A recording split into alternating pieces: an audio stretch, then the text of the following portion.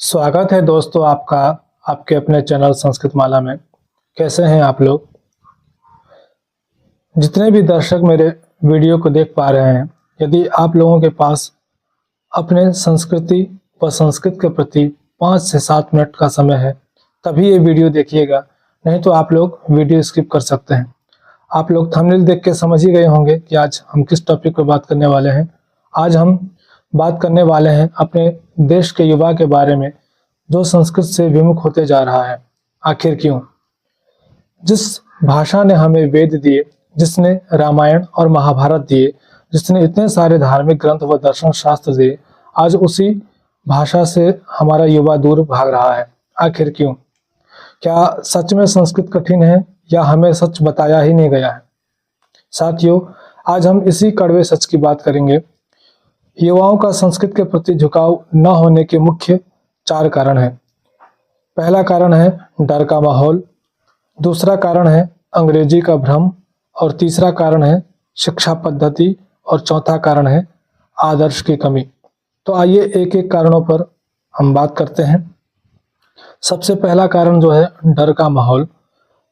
आज का युवा संस्कृत से इसलिए नहीं भागता क्योंकि वह कमजोर है, बल्कि इसलिए क्योंकि उसके मन में डर बैठा दिया गया है। बचपन से कहा जाता है संस्कृत बहुत कठिन है, श्लोक व संस्कृत व्याकरण उसे बोझ की तरह दिखाया गया। साथियों, कितनी विडंबना की बात है, जो संस्कृत भाषा हमें निडर बनाती है, आज हम उसी से डर रहे हैं। स्कूल में संस्कृत को अक्सर ऑप्शनल या कम महत्वपूर्ण बना दिया गया है। जब किसी विषय को शुरू होने से पहले ही कठिन घोषित कर दिया जाए तो दिमाग उसे अपनाने से पहले ही रिजेक्ट कर देता है। ये बातें तो ठीक है, लेकिन मैं आपसे पूछता हूँ, इस सब का जिम्मेदार कौन है?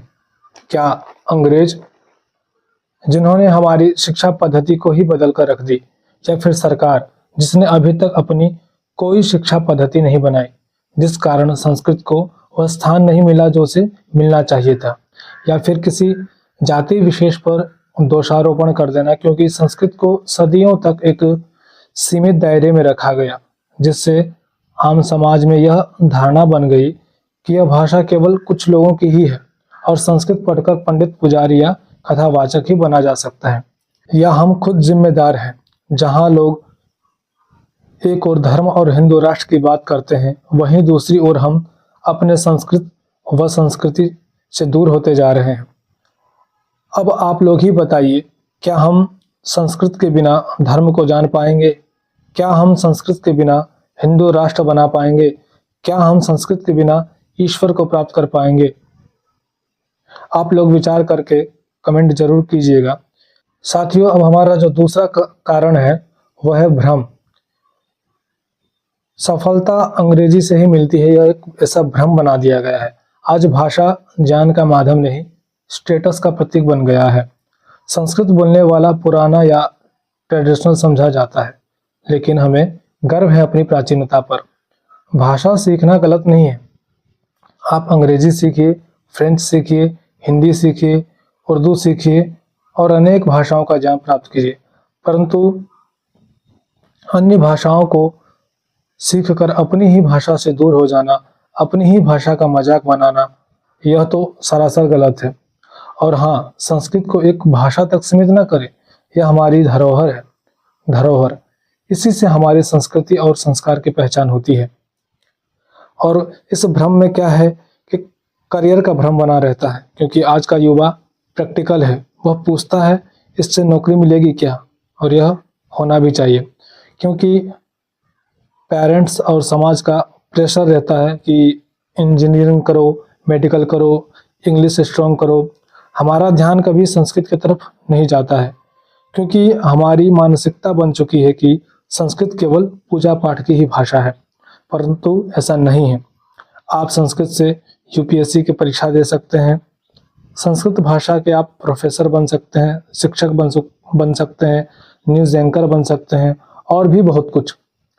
संस्कृत में क्या क्या करियर है, या आप इसमें नौकरी ले सकते हैं या नहीं ले सकते, इस टॉपिक में आपको एक अलग से वीडियो लेके आऊँगा आप लोगों के लिए। फिलहाल हम चलते हैं अपने अगले टॉपिक पर, जो है टीचिंग मेथड। मतलब शिक्षा पद्धति। समस्या भाषा में नहीं है साथियों, पढ़ाने के तरीके में है। संस्कृत को रटने वाला सब्जेक्ट बना दिया गया। संस्कृत व्याकरण को लोगों के समक्ष एक जटिल शास्त्र के जैसा बताया गया। तो हमें अपने तरीकों का भी बदलाव करना होगा। वर्तमान में नए नए टेक्नोलॉजी व एआई टूल्स का प्रयोग कर तथा हमें अपने अध्ययन और अध्यापन के तरीकों में बदलाव करना होगा ताकि यह जन जन तक संस्कृत भाषा पहुंच सके। मैंने कई आचार्यों व संस्कृत के शिक्षकों को देखा है। यदि कोई शुरुआती संस्कृत सीख रहा है, अगर उससे जरा सा भी गलती हो जाए, जैसे उसने एक शब्द है प्लुत, अगर वह प्लुत का उच्चारण पलुत ही कर दे, ठीक है तो अशुद्ध, लेकिन वह प्लुत का उच्चारण अगर पलुत ही कर दे तो उसका है आचार्यगण ही जो संस्कृत के शिक्षक है वही उसका मजाक बनाने लग जाते हैं।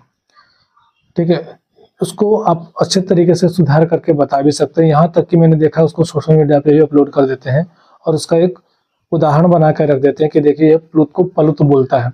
तो यह भी ठीक नहीं है, इस पे ध्यान रखना चाहिए। हमें ही संस्कृत को आगे तक पहुंचाना है। अगर हम ही ऐसा करेंगे तो और बच्चे में डर बैठ जाएगा कि हमें एक एक बात एक एक चीज संभल के बोलना है, कब कौन क्या पकड़ लेगा कोई ठीक नहीं है।